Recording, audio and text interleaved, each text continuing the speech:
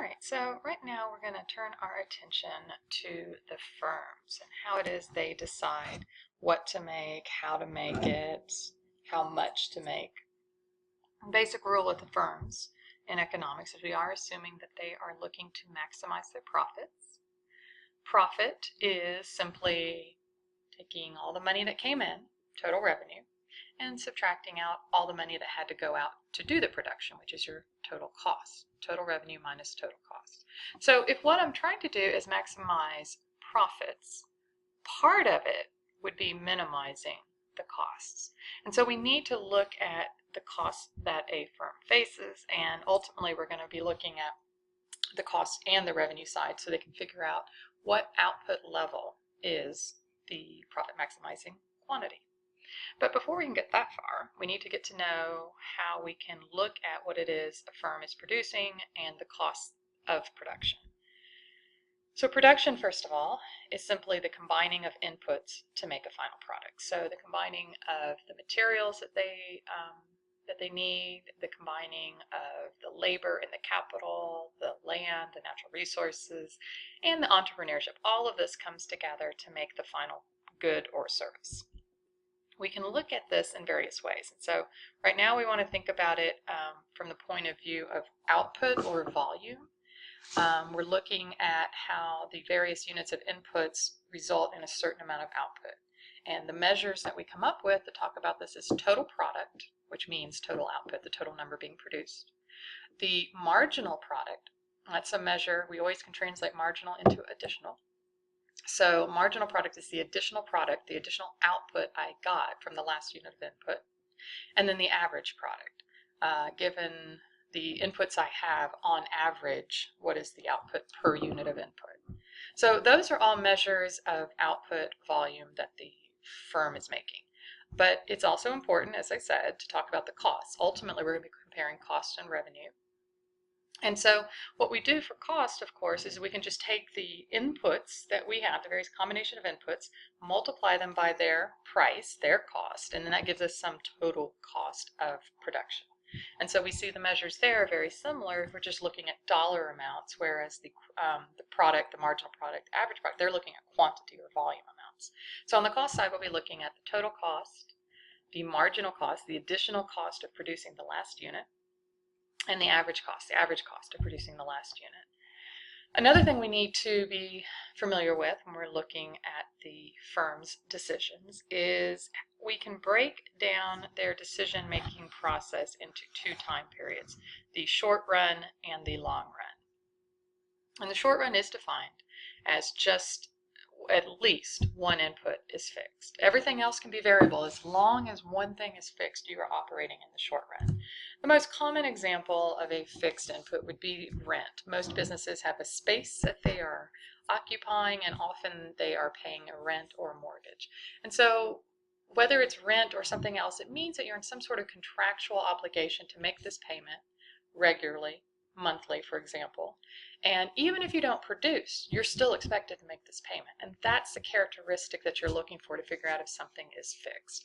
So when you have a fixed input, when you have a fixed cost, it means I have to pay it regardless of how much I'm producing. If I produce 0, I pay it. If I produce 180, I pay it. If I'm producing 670, I still pay the same amount. It's not varying with the output. Now, if the input is varying with the output, it is called a variable cost. And so an example of that would be labor. Usually you don't pay people for not working. So when you have no production, you would have no cost. But as I want to produce some, I hire someone, and as I want to produce more, I hire some more, and so my cost is growing with my production. An example could be a seasonal business. Imagine a summertime souvenir shop. They have the space all year long. They're paying rent every month, so there is that fixed cost, whether or not they're producing. But they only bother to open and pay for the lights and hire people and take on those variable inputs when the revenue is going to be higher enough to justify all those costs. So maybe that's a way to understand the difference between variable and fixed.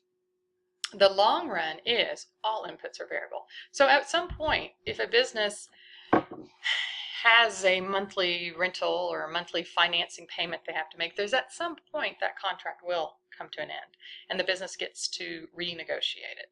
And so the long run is all about changing the size or scale of the firm.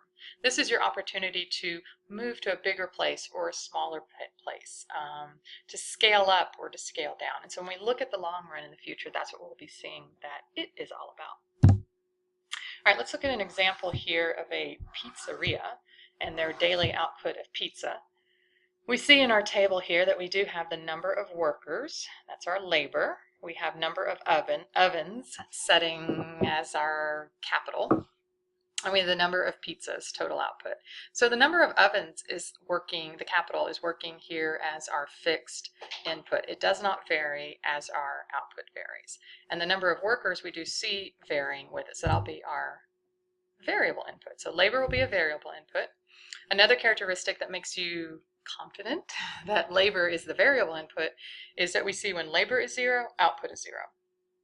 As the number of units of labor grows, so does the output. So we see that varying, that relationship there. Whereas when we look at the pizza ovens, are they a fixed or variable input? We can see that they're fixed because no matter the output, it's still the 3 ovens. They're still making the payment on those 3 ovens.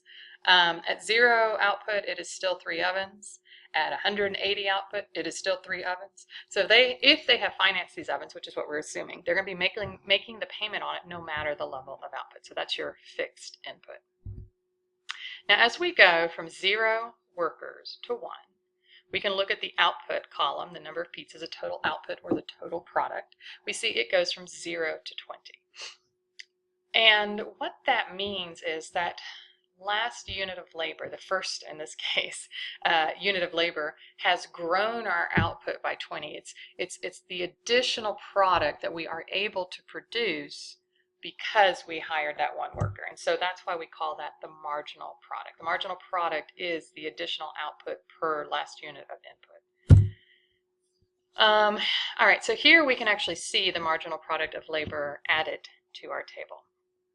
And as we started last time, or last slide, we see that as we go from 0 to 1 worker, the output goes from 0 to 20. So your marginal product of labor for that first worker is 20. Now when you go from 1 worker to 2, your total output grows from 20 to 45. So the additional output of the second worker is 25. So you're taking, let's see, another way to put it is, let's look at the 45 and the 20. The marginal product of the second worker is not 45 because 20 units of that 45 was going to be produced with 1 worker. The only thing that's really new, the only thing that is additional, is the 25 more. And that's what the marginal product of labor is trying to capture. Now we see here that the marginal product of labor is growing at first. It goes from 20 to 25 to 50, and then it starts to go down. And that is a normal expected shape to the marginal product of labor. So as we go from 0 to 1 worker, output goes from 0 to 20, so the marginal or additional product is 20.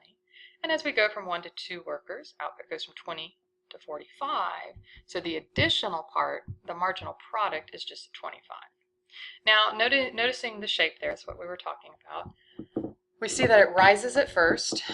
Some of the reasons this is a normal thing to see is things like specialization and the division of labor.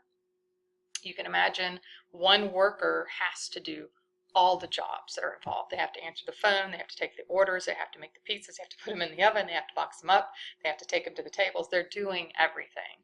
That's a busy little worker there. And so as soon as he goes up to a second worker, they can start dividing up those tasks. And normally when you're able to focus on just a couple of tasks, you're able to increase your speed of production. You're able to produce more output. And so we see that that occurs with the second worker, and it even occurs with the third worker. Maybe they put somebody on the phone, they have 1 guy manning the pizzas, and the other person is maybe taking care of the other tasks that are involved. But if you continue adding more people, you can actually get to the point where you start getting in each other's way, or you can have the issue where there's just not enough work maybe for all 4 of you, or 5 of you, or 6 of you. So even though, make sure you notice that in this total output column, the number continues to grow.